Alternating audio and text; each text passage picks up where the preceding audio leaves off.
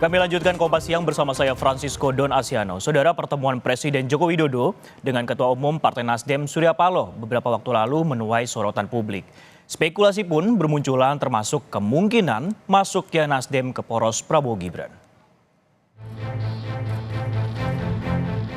Pertemuan Presiden Joko Widodo dengan Ketua Umum Partai Nasdem Surya Paloh pada 18 Februari lalu memicu beragam spekulasi, termasuk bakal kembali merapatnya Nasdem setelah berbeda gerbong pada kontestasi Pilpres 2024. Namun, Jokowi menyebut pertemuannya dengan Surya Paloh hanyalah pertemuan politik biasa.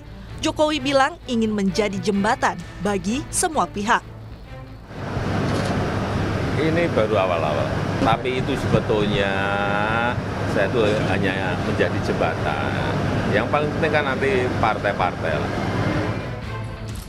Pertemuan Jokowi dengan Surya Paloh di tengah proses rekapitulasi masih berjalan, dipertanyakan Sekjen PDI Perjuangan Hasto Kristianto. Hasto menilai upaya konsolidasi patutnya dilakukan saat semua proses pemilu telah usai di KPU.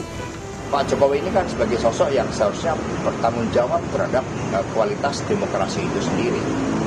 Sehingga ketika di tengah-tengah proses rekapitulasi yang masih berjalan, upaya-upaya yang dipersepsikan menggalang dukungan, itu kan sebenarnya justru bahwa apa yang terjadi selama ini itu tidak benar, sehingga masih diperlukan suatu langkah-langkah konsolidasi seperti itu.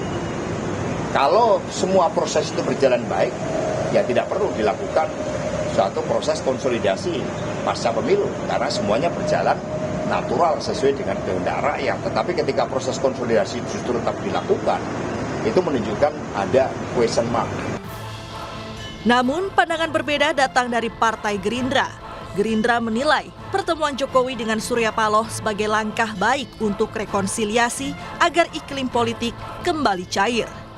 Tepat sekali kalau Pak Jokowi bisa menjadi penghubung atau penengah terkait situasi politik terakhir. Ya.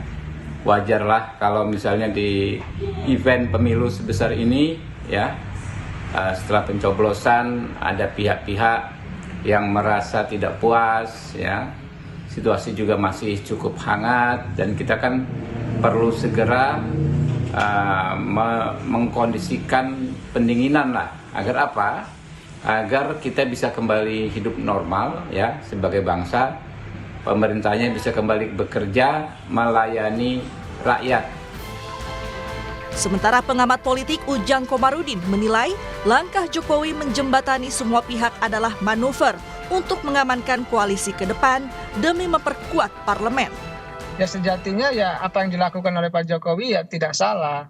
Karena ingin kelihatannya mendorong koalisi di Prabowo Gibran, koalisi yang besar, yang gemuk, yang tambun, yang kuat.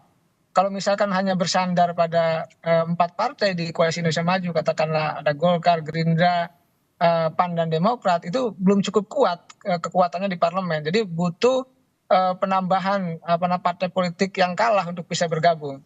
Nah dalam konteks itu ya bisa jadi jembatan itu adalah jembatan komunikasi ya antara partai-partai yang kalah, salah satunya Nasdem, ya berkomunikasi dengan Prabowo maupun dengan koalisi Indonesia Maju.